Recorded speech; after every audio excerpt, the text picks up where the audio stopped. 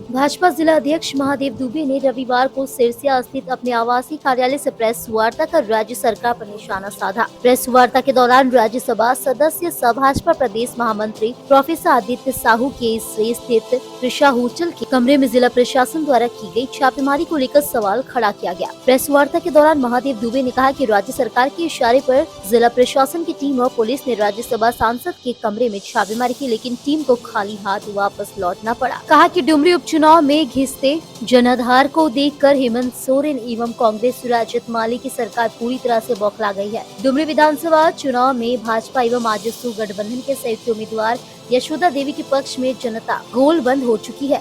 यशोदा देवी जी के पक्ष में महिलाएं, युवा, बेरोजगार, नौजवान, हर तबके के लोग अपना समर्थन दे रहे हैं। उन्होंने कहा कि राज्य सरकार के मुखिया हेमंत सोरेन को उम्मीद थी कि जिस कमरे में राज्यसभा सांसद रुके हुए हैं वहाँ नोटों का भंडार मिलेगा, लेकिन टीम को कुछ नहीं मिला और वापस लौटना पड़ा। उन्होंने कहा कि आदित्य साहू जी ने छापेमारी के लिए पहुंची टीम से छापेमारी से संबंधित चुनाव आयोग का पत्र मांगा गया, लेकिन वह भी नहीं दिखा सके।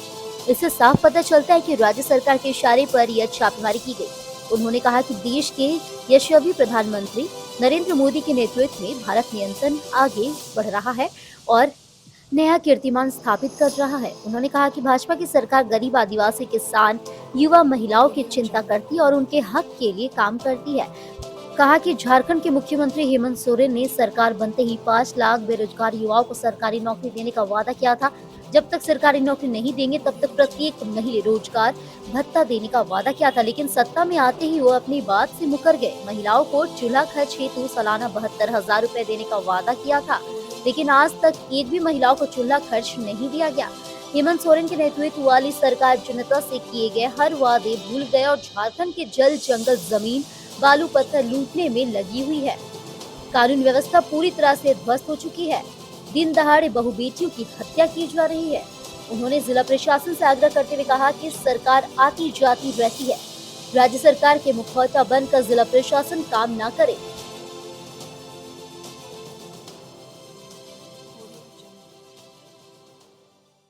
आप सभी जान रहे हैं कि डुमरी में उपचुनाव चल रहा है और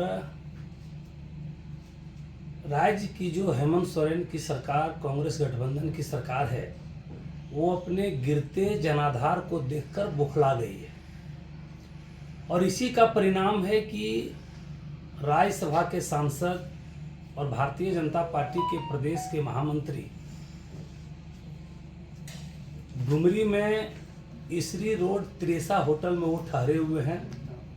संगठन के दृष्टिकोण से वो यहाँ के उपचुनाव युवकों को जो राज्य सरकार ने ठगने और छलने का काम किया है, इसी की परिणाम है कि जहाँ जहाँ हेमंत सोरेन, कांग्रेस के लोग, आरजेडी के लोग, माले के लोग जा रहे हैं, जनता उनसे सवाल कर रही है कि आपने जो चुनाव के समय में जो आपने वादा किया था कि सरकार बनते ही 5 लाख युवाओं को नौकरी देंगे और बेरोजगारों को 5 से 7 हजार प्रत्येक महीना में भत्ता देंगे, महिलाओं को चूल्हा जलाने के लिए, चूल्हा चलाने के लिए, चूल्हे के खर्च के लिए सालाना 72,000 रुपया देंगे, किसानों को उत्थान के लिए किसानों को कर्जा माफ करेंगे, गरीबों को 3 कमरे का आवास देंगे, एक भी वादा उन्होंने पूरा नहीं किया और जनता उनसे पूछ रही है कि आपके किए गए वादे कहां चले गए।